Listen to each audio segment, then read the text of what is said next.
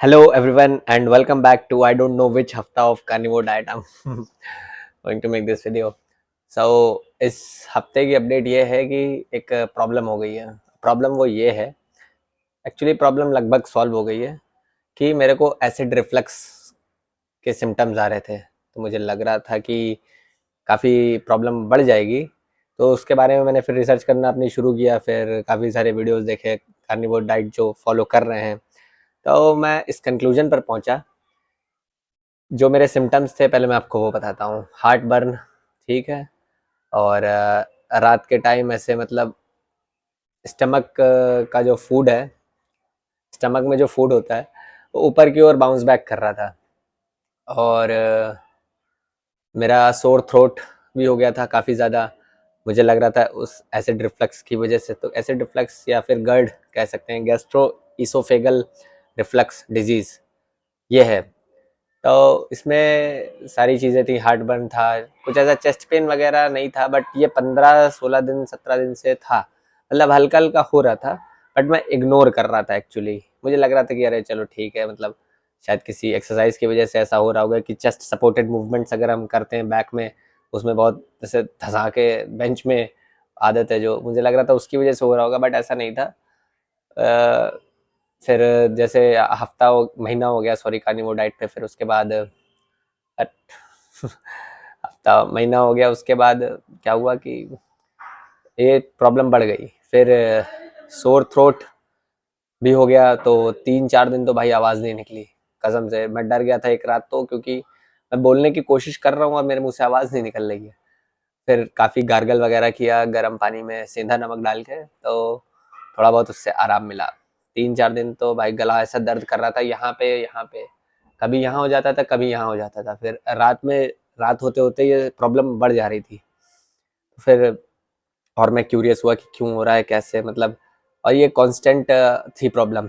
तो अब इसके बारे में क्या मैंने जो पॉइंट्स लिखे हैं वो मैं बताता हूँ आपको। कार्निवोर डाइट में जैसे होता ये था कि गर्ड की प्रॉब्लम इस वजह से भी हो सकती है कि मेरे स्टमक में प्रॉपर इनफ बाइल एसिड बन नहीं रहा था, क्योंकि I am basically eating fat and protein, और उसको ब्रेक डाउन करने के लिए एक्स्ट्रा एनर्जी लगानी पड़ती है बॉडी को। और इतना प्रोटीन और फैट मैंने कभी ज़िंदगी में कभी पहले नहीं खाया, सच में। मैं प्रोटीन डेफिसिट हूँ तब से, जब से मैं समझ लो पैदा हुआ हूँ, क्योंकि born in vegetarian family plus आप स्ट्रगल समझ ही रहे होगे कि प्रोटीन के लिए कितना झेलना पड़ता है। So first time I am eating this kind of diet and so I faced this situation. और रात होते होते तो भाई दिक्कत बहुत ज़्यादा बढ़ जाती थी। तो होता ही है कि जब आप स्टमक में इनफ एसिड नहीं बन रहा है और फैट ज़्यादा खाने की वजह से वो फूड स्टमक में काफ़ी देर तक पड़ा रहता है, जिसकी वजह से भी एसिड रिफ्लक्स की प्रॉब्लम हो सकती है आपको। मैं गलत भी हो सकता हूँ, बट जो मैंने रिसर्च करी जल्दी जल्दी में ये वीडियो बना रहा हूँ। अगर कुछ और इसके बारे में पता चलेगा तो एक अपडेटेड वीडियो और बना दूंगा प्रॉपर, मतलब स्क्रिप्ट करके। अभी स्क्रिप्ट वगैरह कुछ ऐसा नहीं किया है। और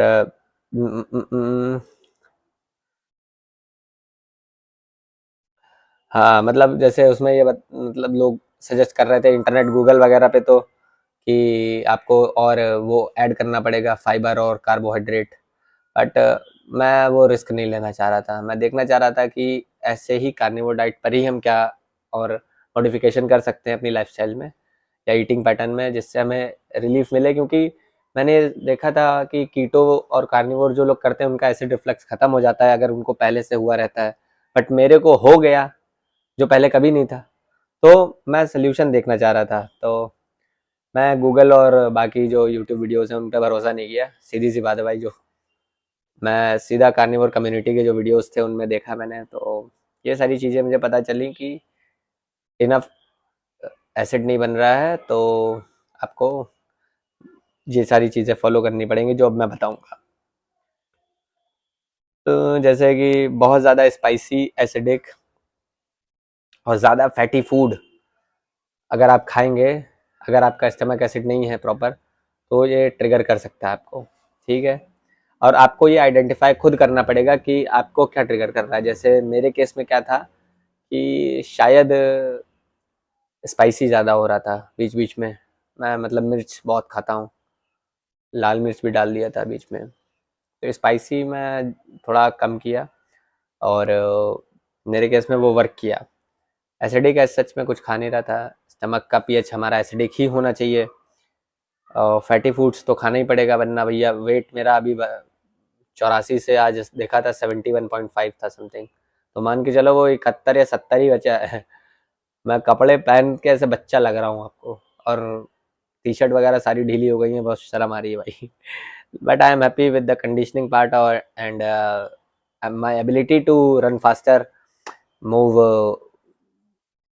and change my directions quickly.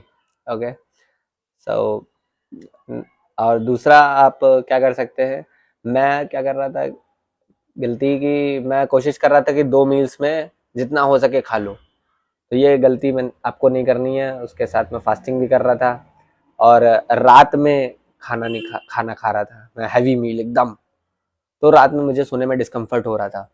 वो चीज़ आप अवॉइड करिए, कोशिश करिए कि 5 से 6 घंटे पहले आप खा लीजिए, ताकि प्रॉपर टाइम मिले आपके स्टमक को उस फूड को ब्रेक डाउन करने का।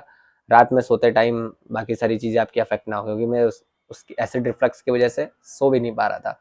तो कोशिश ये करिए, सुबह शुरू करिए, आप फास्टिंग वगैरह करने की ज़रूरत नहीं है, बॉडी को अडेप्ट होने का टाइम दीजिए, और स्मॉलर फ्रीक्वेंट मील्स आप कंटिन्यू एक विंडो में खाइए, जिससे कि आपके मतलब गोल भी कंप्लीट हो जाए। और बस ये ध्यान रखिए, सोने से 5-6 घंटा पहले आप खाना बंद कर दीजिए, ठीक है। And yes, chew your food properly. मुझे भी लग रहा था कि जैसे मैं एग बॉईल खाता हूँ या फिर ऑमलेट खाता हूँ, तो it is very soft. Okay, तो क्या कर रहा था मैं, गल्प कर रहा था। तो आपको प्रॉपर चबा के फूड खाना है, ताकि आपके स्टमक को एक्स्ट्रा मेहनत ना करनी पड़े। whether you are eating meat, eggs or anything, I know it tastes awesome and it's super tender, but you have to chew it properly. And एक गलती और मैं कर रहा था, मैं खाना खाने के बाद लेट जा रहा था, मतलब एकदम सेटिस्फैक्शन वाली फीलिंग आती थी कि पूरे दिन में आप खाना खाने जा रहे हो 18-20 घंटे बाद, तो जो सेटाइटी फील होती थी उसके बाद मन करता था कि बस बिस्तर पे लेट जाए। बट जो चीज़ मैंने करी उससे मुझे सच में आराम मिला। मैं खाना खाने के बाद 15 से 20 मिनट 25 मिनट टहल रहा था प्रॉपर, तो वो चीज़ मेरे केस में वर्क करी। आप भी ये ट्राई कर सकते हैं, 20-25 मिनट आप टहलिए अगर आपने हैवी मील खाया है। And consider taking digestive enzymes, like अगर आप HCl सप्लीमेंट करना चाहते हैं वो कर सकते हैं। मेरे केस में मैंने क्या किया, एप्पल साइडर विनेगर था विद मदर, तो वो मैं बिफोर माई बिग मील मैं आधा घंटा पहले या 1 घंटा पहले कंज्यूम कर रहा था, और सुबह उठ के भी कर रहा था। उससे मुझे काफ़ी हद तक आराम मिला, मैं झूठ नहीं बोल रहा हूँ यहाँ पे। जिन्होंने भी ट्राई किया एप्पल साइडर विनेगर, मुझे बताना कि आपको मतलब ये अगर गर्ड वाली या एसिड रिफ्लक्स की प्रॉब्लम है, आपको आराम मिला कि नहीं, ताकि बाकी लोग भी अवेयर हों इस बारे में, और कोई प्रिस्क्रिप्शन किसी डॉक्टर के चक्कर में ना पड़े अनटिल एंड अनलेस की उसकी बहुत सीवियर कंडीशन हो। और yes, stay hydrated most importantly, क्योंकि मुझे लग रहा था कि मेरा यूरिन का कलर भी डार्कर साइड शिफ्ट हो रहा था, तो मुझे लग रहा था कि एक प्रॉब्लम ये भी हो सकती है कि I am not enough hydrated. So water intake मैंने मेंटेन किया, थोड़ा सा सॉल्ट उसमें डाला, एंड यस, और हाँ, रात में खाना खाने के बाद वर्कआउट नहीं करना भाई। अगर आप हैवी मील कंज्यूम कर रहे हैं तो फास्टेड स्टेट में ही करो, कार्निवोर डाइट में तो ज़्यादा सही है, क्योंकि आफ्टर ईटिंग हैवी मील वर्कआउट में भाई फिर बीच बीच में प्यास भी लगती है, तो जब जब आप पानी पियोगे आपको बहुत भारी लगेगा, वो चीज़ आप अवॉइड करो। फास्टेड स्टेट में अगर आप वर्कआउट कर पा रहे हो अच्छी बात है, अदरवाइज थोड़ा बहुत कुछ खा लो कि हाँ 2-3 घंटा पहले प्रोटीन और फैट में, तो चल जाएगा। मैंने वो ट्राई किया, बट मेरे केस में fasted state workout is best. But अब मुझे और वेट लूज़ नहीं करना है, तो मैं कोशिश करूँगा कि कुछ सुबह जल्दी खा लूँ, फिर वर्कआउट जब 11-12 बजे के टाइम करता हूँ दिन में, तब तक वो थोड़ा सा सेटल हो जाए स्टमक में, ताकि मेरी जिम की परफॉर्मेंस अफेक्ट ना हो, या मैं ग्राउंड ट्रेनिंग कर रहा हूँ वो अफेक्ट ना हो।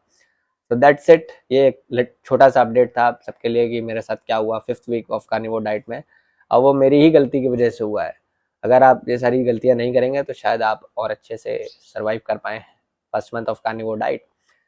That's it for today's video. I hope you guys enjoyed, and make sure you comment down below and follow me on Instagram as well at the rate raghav.com, or you can follow me for my gym videos or athletic videos at athlete Raghav. I will mention the username somewhere. Okay, and please watch out other videos on my channel.